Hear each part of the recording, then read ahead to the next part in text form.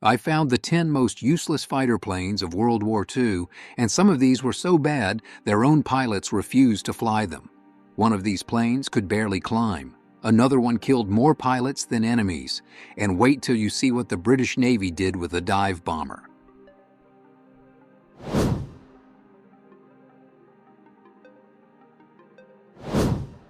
The British came up with this idea for a turret fighter, a two-seat single-engine plane with all its guns and a power-driven turret. In theory, it sounded clever.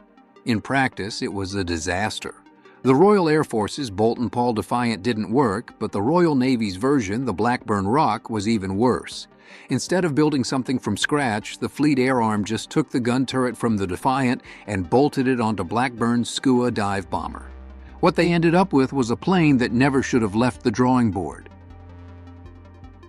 With that heavy turret slapped on as an afterthought, the Roc could only hit 223 miles per hour, climb at 1,500 feet per minute, and top out at 18,000 feet. The floatplane version was even slower, 193 miles per hour, climbing at just 1,100 feet per minute. They built 136 of these things, but none ever equipped a real fighter squadron, and not one served from a carrier. A handful were tacked onto a couple of Skua squadrons, but none saw action. Eventually, some Rocs ended up as target tugs, and a few were parked on airfields just to use the turrets as stationary anti-aircraft guns. That's where they did the most good, never in the air.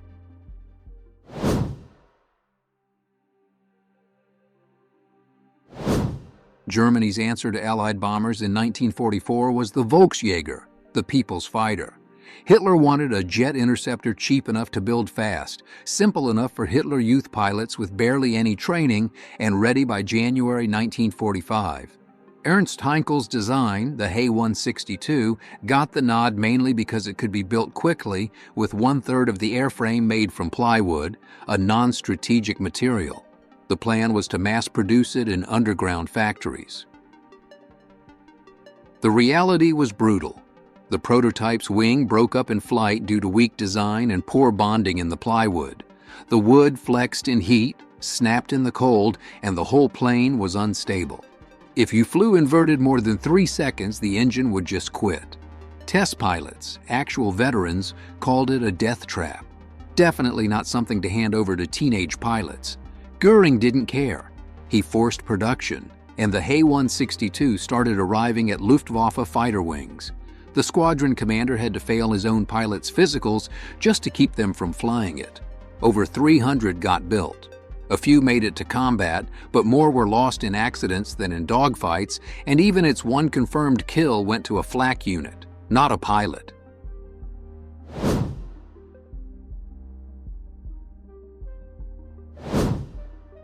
The U.S. Navy wanted a modern carrier fighter, so they turned to Brewster, a company run by one of the Navy's own aviation consultants. The result was the F2A Buffalo, and it ended up with a reputation so bad that pilots called it the Flying Coffin.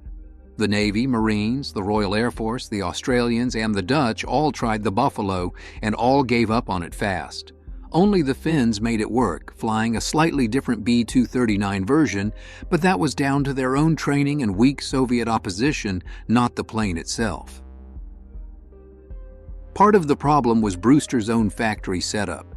Their building in Queens, New York was multi-story, so parts had to be fabricated on several different floors, brought together for assembly, then the whole thing was taken apart, shipped off, and put back together somewhere else for flight testing. In effect, every plane was built twice, and that was just the start. The Buffalo was overweight, underpowered, and outflown by every enemy it faced. The Marines at Midway learned that the hard way against the Japanese Zero.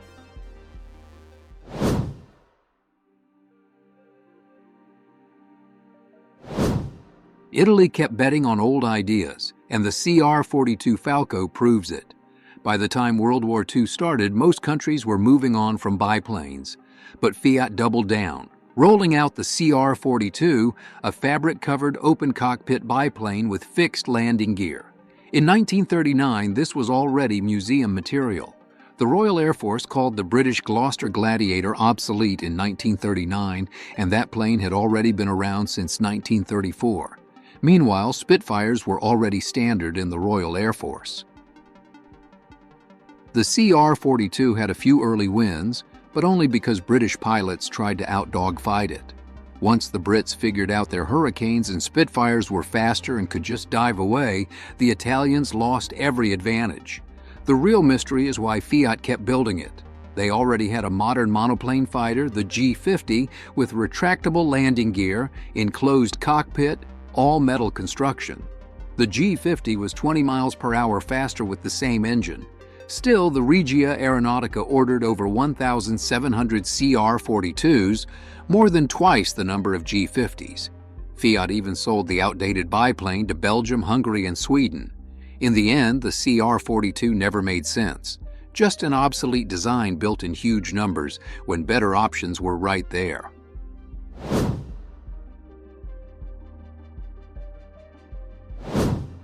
The Soviet Union's LaGG-3 started out as a shortcut, fabricated mostly from resin-impregnated plywood to save metal. What they got was an overweight, sluggish fighter. Speed, climb, maneuverability all fell short, not just against the German Me-109F, but even compared to the Soviet Yak-1, which used the exact same engine. Still, the Soviets cranked out 6,500 of them.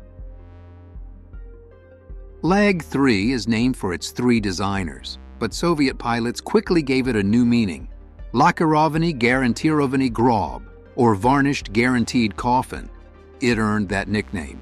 The plane was that bad. Only after Gorbunov and Gudkov left did Lavochkin finally salvage the design, swapping out the engine for a more powerful radial, tweaking the airframe, and in 1942, rolling out the La-5. It worked. The LaGG-3 never did.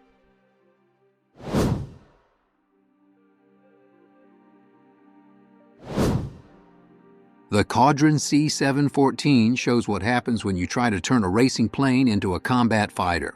The French wanted something cheap and quick to build, so they used a lightweight design, stuck 4 machine guns under the wings, and called it ready for war.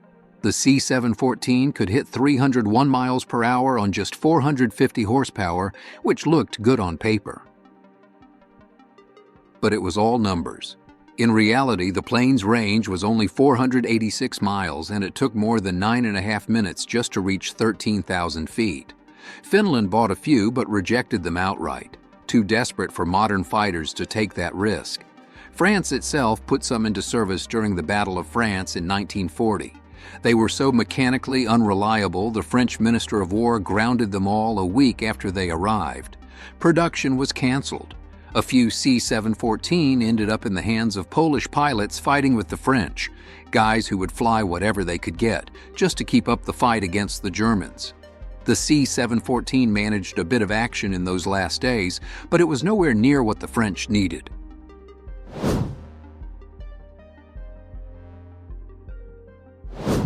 Curtiss-Wright tried to make a fighter out of a trainer even before war forced their hand. The CW-21 Demon, built in 1938 from the CW-19 two-seater, was hyped as the fastest climbing interceptor in the world. The U.S. Army Air Corps had no interest, but Curtiss still managed to move a few, 3 finished aircraft and 27 kits, to China, plus an order to the Netherlands. None of the Chinese fighters ever saw combat. The 3 production planes crashed en route. The kits never got assembled. After Germany occupied the Netherlands in 1940, the exiled Dutch ordered 24 more, and those ended up in the Dutch East Indies.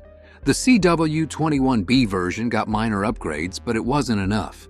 Up against Japan's Zero and Ki-43, it was completely outclassed.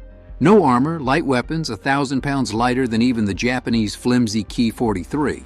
In the end, every single one was wiped out in just 3 months when Japan invaded. Not exactly a legacy.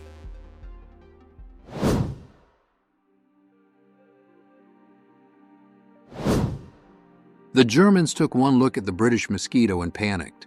Focke-Wulf had to cook up their own wooden twin-engine night fighter, hence the Ta-154 Moskito designed by Kurt Tank. On paper, it should have worked. The prototype, first flown in July 1943, actually beat out the competition, mostly because it was stripped down for the test, while the He-219 and U-388 were fully loaded with gear. As usual, politics got in the way. The Luftwaffe brass wanted the He-219, but political infighting forced the Ta-154 through. When it finally got to production in June 1944, disaster struck. British bombers took out the factory that made the special resin for gluing the airframe together. The substitute glue was corrosive. Planes started breaking up and crashing. Only about 50 Ta-154s ever rolled off the line before the whole project was scrapped. Kurt Tank, the designer, was even put on trial for treason but acquitted. There was a plan to turn the remaining airframes into flying bombs, but that never got off the ground. Not a single Ta-154 ever saw combat.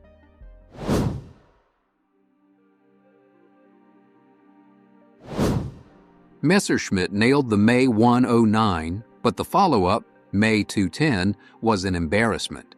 It was supposed to replace the Me-110 as the Luftwaffe's destroyer multi-role fighter. Before a prototype even flew, the Luftwaffe ordered 1,000. When it finally got in the air in 1939, the problem started immediately.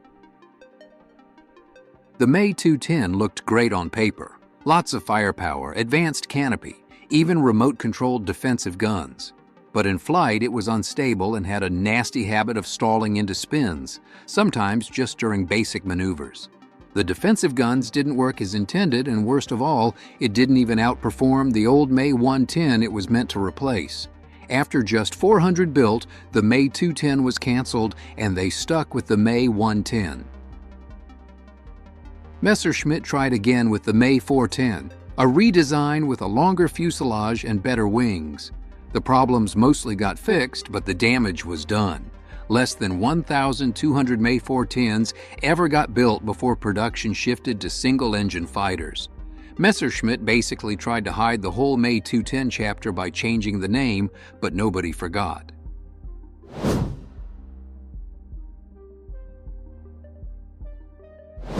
The P-35 was the U.S. Army Air Corps' first real modern fighter. All-metal, enclosed cockpit, retractable gear. It beat the Curtiss P-36 in 1936 trials, but even by the start of World War II, it was already behind the curve. The Army only bought 76 before moving on. Seversky found a market in Sweden, selling them an upgraded version. 60 reached Sweden and flew until 1946, but the other 60 got seized by the U.S. after war broke out. Those, now called P-35A, ended up as frontline defense in the Philippines. They arrived still in crates with manuals in Swedish, instruments in metric, and no ammo or spare parts. Engines were export models with no support. Pilots flew them anyway. No armor, no self-sealing tanks, and completely outclassed by Japanese fighters. By January 1942, only 5 were left flying. The last one was shot down in May, strafing Japanese landings. Somehow, the pilots survived.